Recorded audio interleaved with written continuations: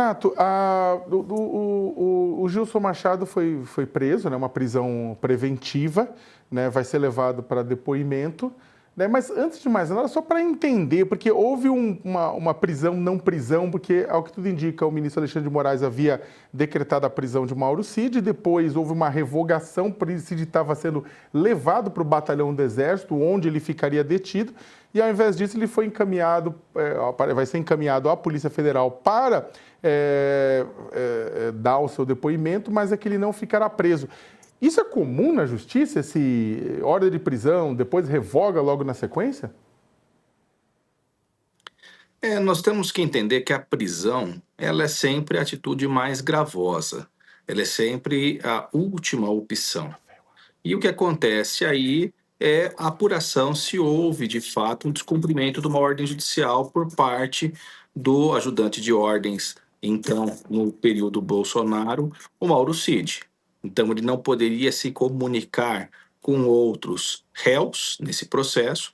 Evidentemente que isso faz parte, é uma coisa bastante simples, não se pode permitir que essas pessoas se comuniquem e, inclusive, estabeleçam estratégias de defesa, especialmente que ele é o delator do todo o processo, né? Ele tem um acordo assinado com as autoridades em que ele se compromete em ajudar as investigações, em colaborar com as investigações.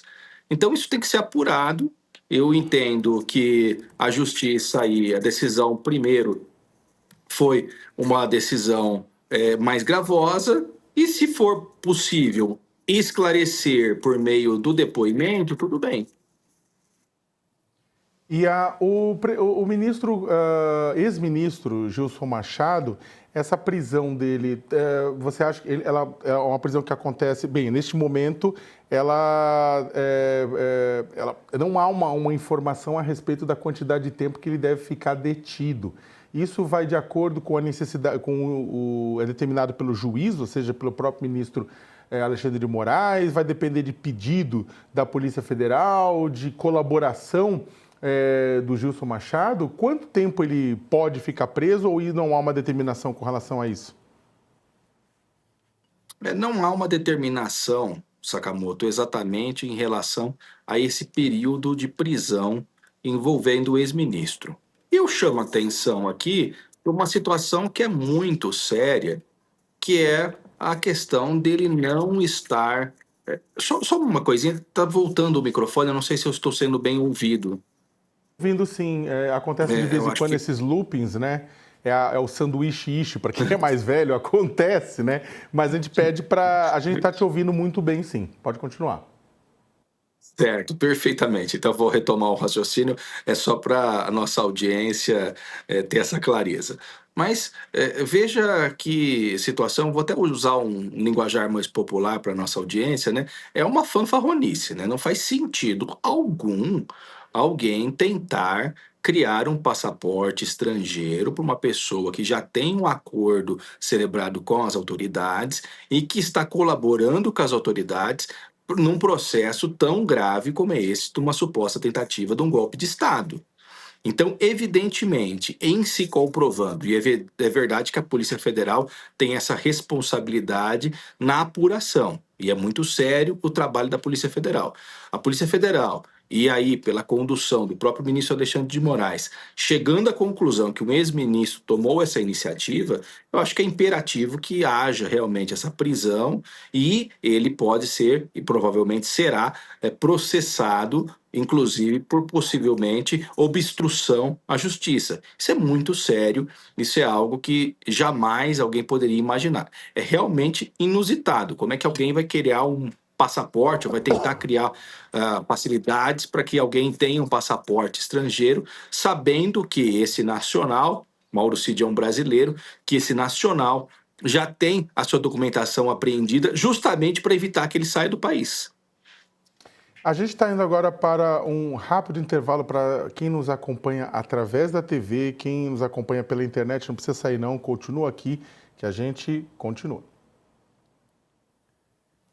Falei continua duas vezes, é cansaço. Renato, fazendo uma outra pergunta com relação a isso. O consulado, a representação diplomática portuguesa no Brasil, ela também deve ser intimada para ser ouvida. Isso é possível ou eles podem se negar alegando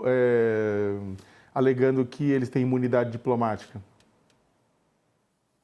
Olha, existe a imunidade diplomática, mas o Brasil tem uma série de tratados assinados com Portugal e tem uma relação de muita amizade com aquela nação, de modo que eu não acho que Portugal vai se recusar a oferecer e colaborar com as investigações. Eu acho que também é do interesse de Portugal colaborar com a justiça brasileira e eu não vejo nenhum tipo de problema em relação a isso. Portugal é uma nação amiga, tem relação muito boa com o Brasil, relação que vai muito além da língua portuguesa, dos aspectos de Brasil já ter sido colônia de Portugal e tudo mais. Naturalmente, acredito que esse país vai sim colaborar com qualquer tipo de investigação que a justiça brasileira vá empreender. E uma última pergunta com relação ainda a essa questão das colaborações. Tem como solicitar? Eu sei que o senhor falou que existe esse intercâmbio de informação, essa parceria, esses acordos. Tem como solicitar informação?